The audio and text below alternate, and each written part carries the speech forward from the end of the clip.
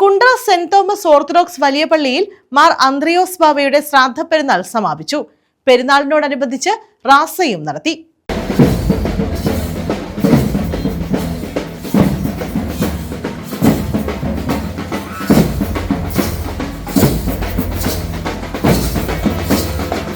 Kundara saint Thomas orthodox വലിയ പള്ളിയിലാണ് മാർ അന്ത്രയോസ് ബാവയുടെ ശ്രാദ്ധ പെരുന്നാളിന് സമാപനമായത്.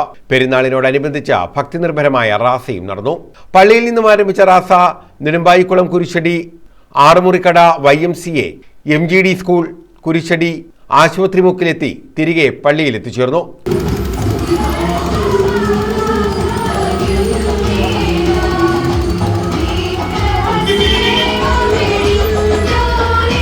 തുടർന്ന് സ്നേഹവിരുന്ന് നടത്തി. പ്രദക്ഷിണത്തിന് ശേഷം കൊടിയിറക്കോടെ പെരുന്നാളിന് സമാപനവുമായി.